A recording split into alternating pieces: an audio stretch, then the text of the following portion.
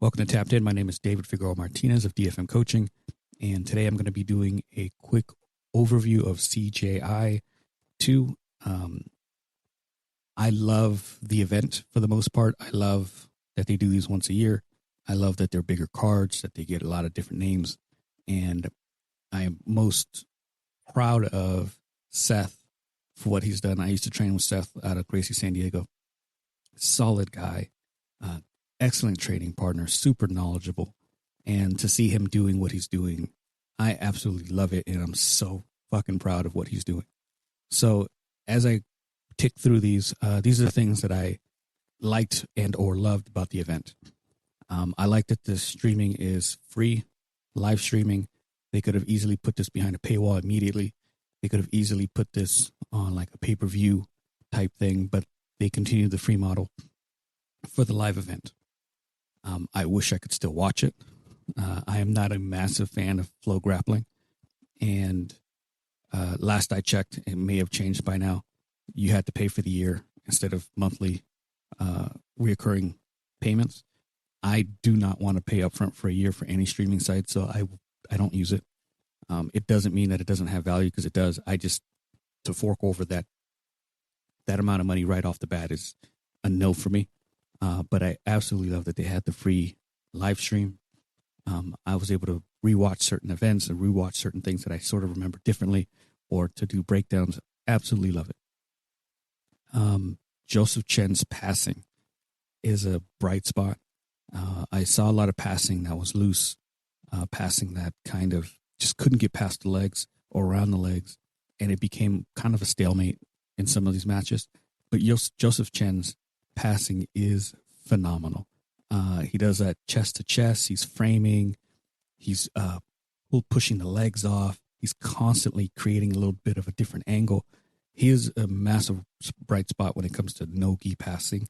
No-gi passing is difficult because you don't have those anchor points. He's found a way to really make it a thing that he can continually hit and get past those frames and legs. Beautiful passing.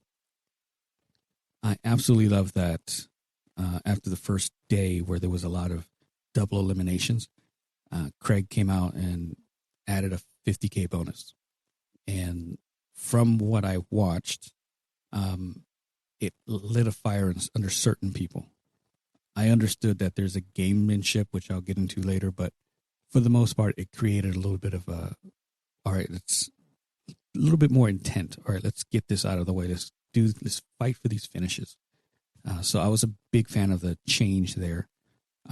I also love that Gabby is getting her recognition. I said this last year. For a good part of my jiu-jitsu career, Gabby was like this monster in the absolute division. And she sometimes was not looked at favorably, even when she went into MMA and she looked super yoked and she's going against these other women and there's this massive size difference. She was often looked at as like the villain. And now seeing her get her props and people cheering her and applauding her, it's a fun ride to be on. I absolutely love that she's getting the love and recognition that she rightly deserves at this point. She's a fun person to watch and be around. Lastly, my last like was Sarah Gavao. Beautiful match on Saturday. The Sunday match was also fun, but like my highlight specifically for the Saturday event was Sarah Gavao's match. She put on just beautiful jiu-jitsu. She worked the legs when she needed to. She worked the passing when she needed to. She got heavy. She utilized so much of jiu-jitsu that it's so much fun to watch. She is someone that is, okay, if you put her somewhere, she's going to put on a great match. Sometimes I feel like some of the pros get so locked in on a specific game, like the leg entanglements, that it just ends up being like this super technical chess match, which is fun if you're that type of person, not great if you're just watching.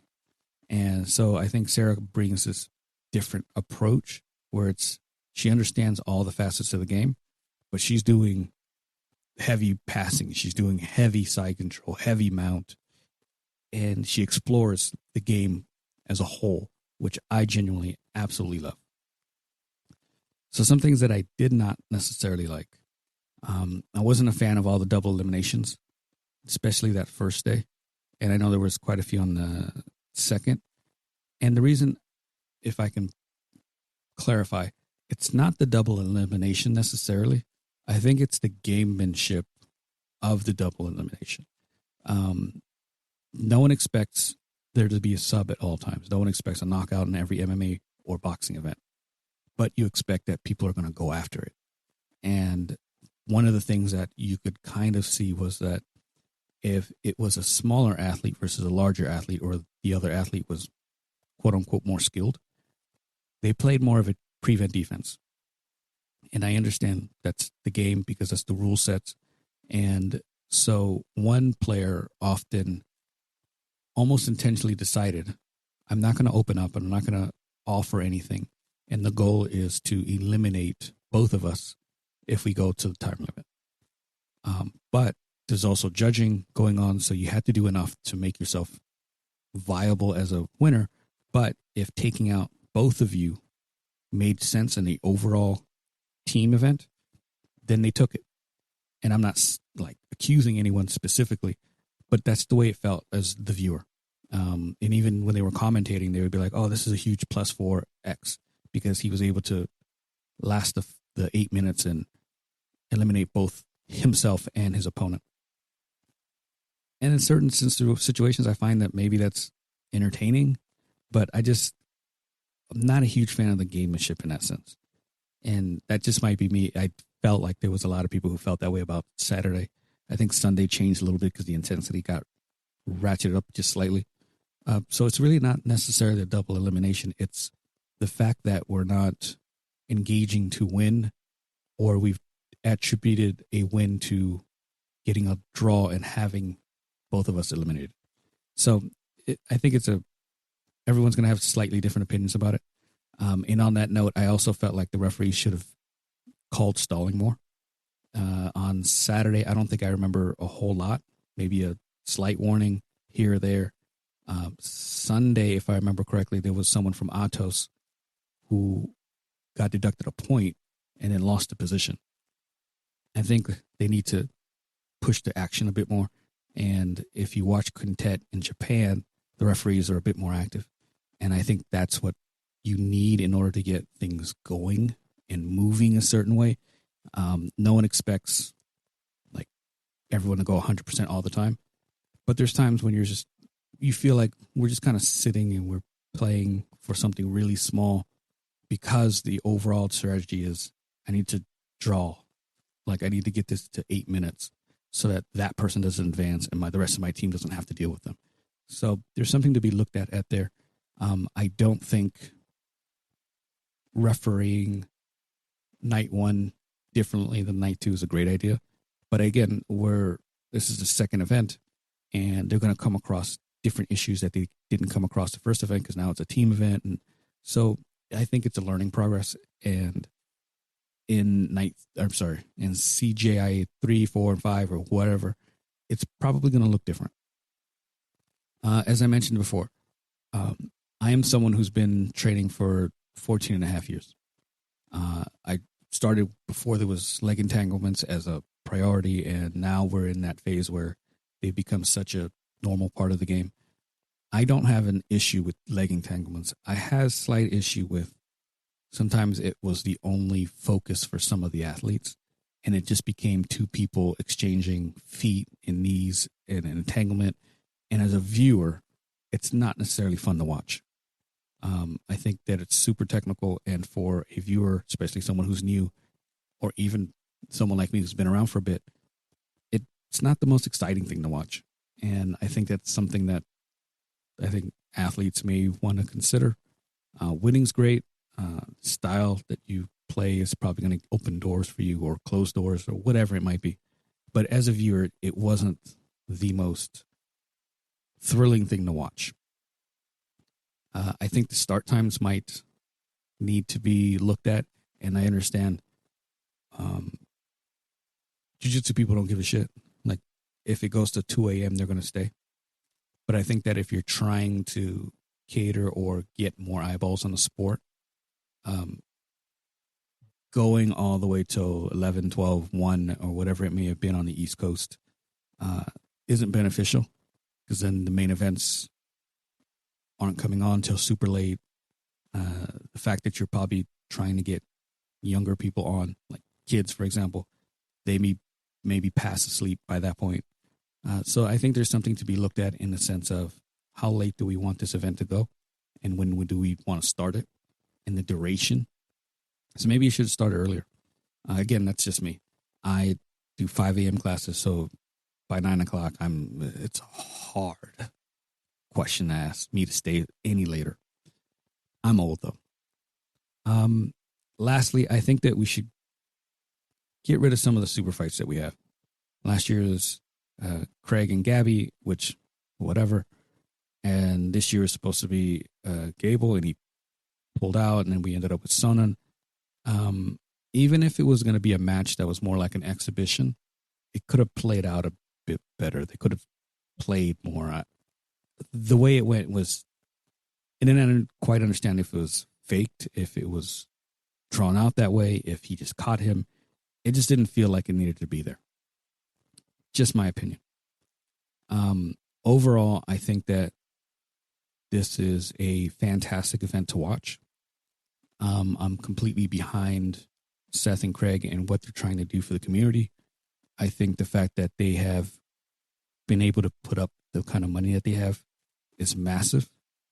We can argue and we can have debates and question, like, why didn't we do this, or why didn't we pay more women, or why didn't we have more women, why didn't we, so on and so on. But overall, it's a fantastic event. Oh, before I forget, my ugly moment was Hinato Laranja.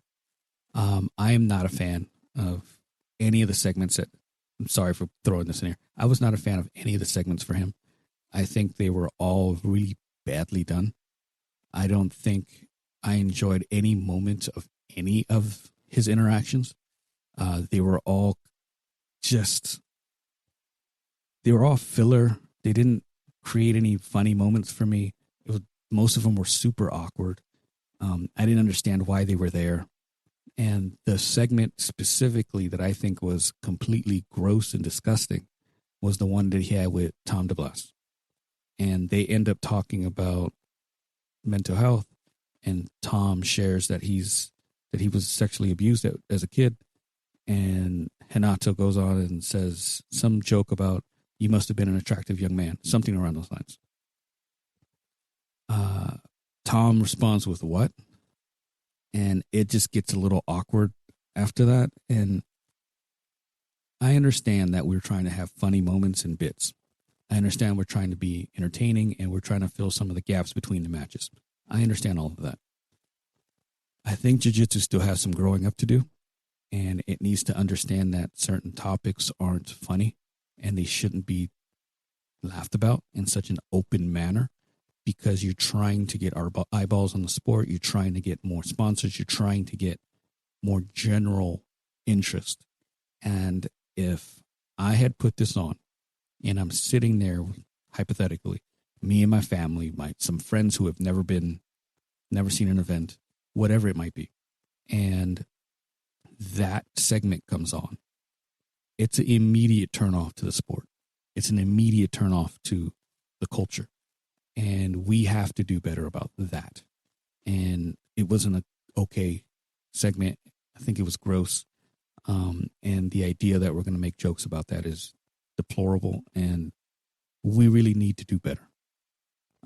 But back to my original thought, I think that the event as a whole, what they're trying to do for building gyms outside the United States, what they're trying to do in terms of creating a bigger brand so people can have a platform and that they can make the kind of money potentially that would allow them to compete full time without the stressors of having other jobs is amazing. I think overall, this is a great event. We're going to have hiccups. We're going to have moments where things don't kind of pan out the way we'd like, but it's okay. And it's fine for us to critique those. It's fine for us to kind of push also for some growth, but understand this is number 2. And when it's number 2, yes, we're going to have areas where we're just going to mess up. But as a whole, I think they're onto something. I think that the intent is good. I think the things that they're trying to strive for is fantastic. I will pick this over UFC BJJ all day. I think that for these guys, this isn't a money grab. This isn't, I'm trying to get rich. I'm actually trying to put something together in a way where the athletes benefit, and then we can raise money for these other organizations so that jiu-jitsu grows as a culture. So for me, I think the event was a success.